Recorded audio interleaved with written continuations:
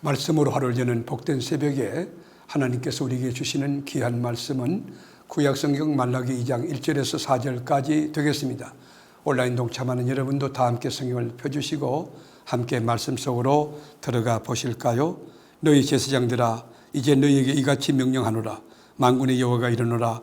너희가 만일 듣지 아니하며 마음에 두지 아니하며 내 이름을 영화롭게 하지 아니하면 내가 너희에게 저주를 내려 너희의 복을 저주하리라. 내가 이미 저주하였나니 이는 너희가 그것을 마음에 두지 아니하였습니다. 보라, 내가 너희의 자손을 꾸짖을 것이요 똥 곧 너희 절기에 희생의 똥을 너희 얼굴에 바를 것이라. 너희가 그것과 함께 제하여 버림을 당하리라. 만군의 여호와가 이르노라.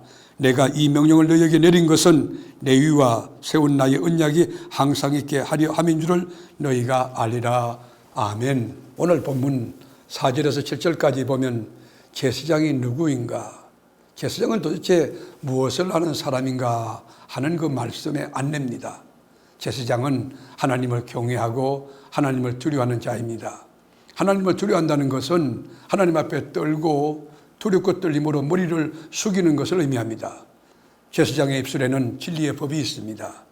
불의가 없고 화평하며 정직하며 많은 사람을 불법에서 떠나서 진리로 돌아오게 하는 자가 제사장입니다. 6절 볼까요?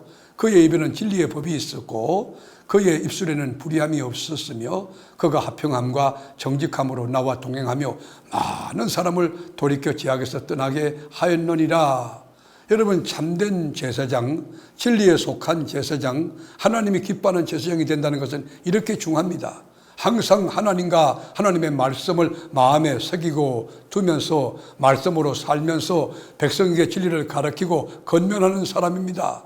그들의 입에는 진리의 법이 있습니다. 6절 볼까요? 그의 입에는 진리의 법이 있었고 그의 입술에는 불의함이 없었으며 그가 화평함과 정직함으로 나와 동행하며 많은 사람을 돌이켜 죄악에서 떠나게 하였느니라. 제사장의 입에는 진리가 있다는 거예요.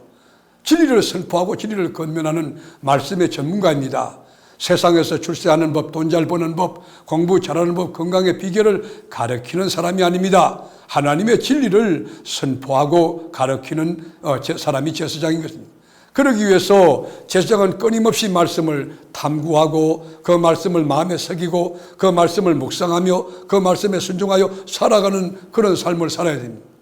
여러분, 전하는 말씀이 권위가 있어야 되는 거예요. 말씀이 그대로 임하니까요. 말씀 그대로 되어지니까요.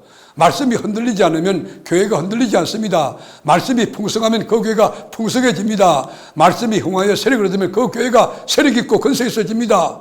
이것이 바로 제사장의 역할이고 삶입니다. 우리의 입에 하나님의 말씀이 있습니까?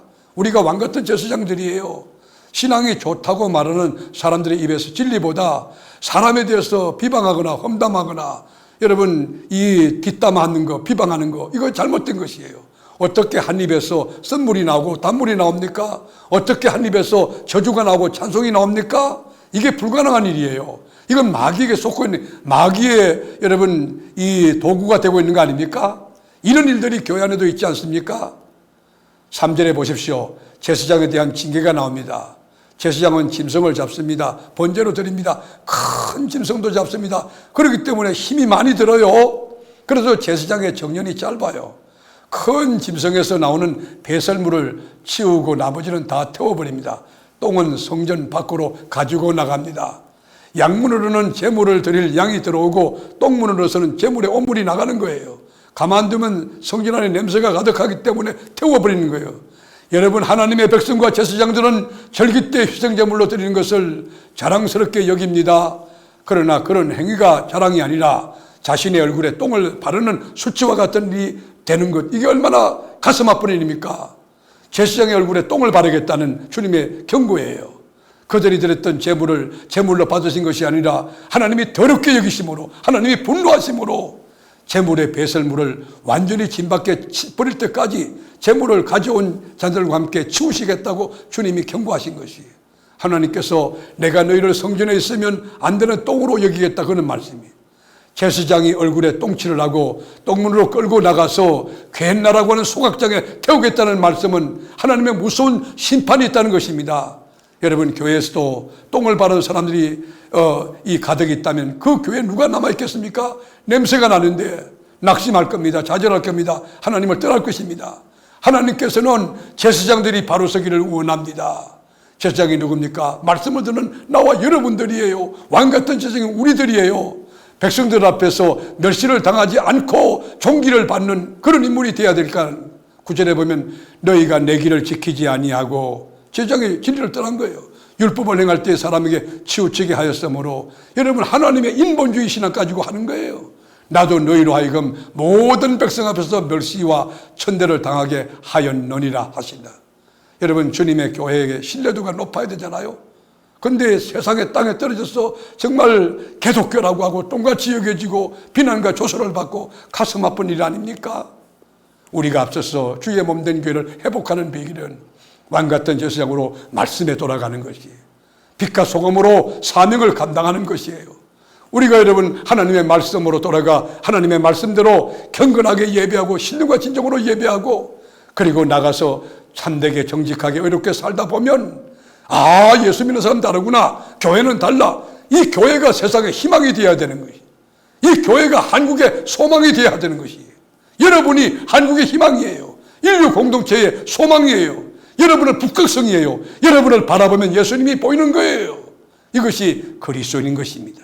왕같은 제사장으로 오늘도 착함과 의로움과 진실함으로 살아가는 여러분의 삶 속에 예수의 빛이 환하게 드러나서 여러분 보면 예수 믿을 마음이 있고, 여러분 때문에 예수 믿는 역사가 아주 많아지는 의미 있는 생산적인 창조적인 삶을 살아가는 세계롭교회 전 교우들이 될 수 있기를 주님의 이름으로 축복합니다. 기도하겠습니다.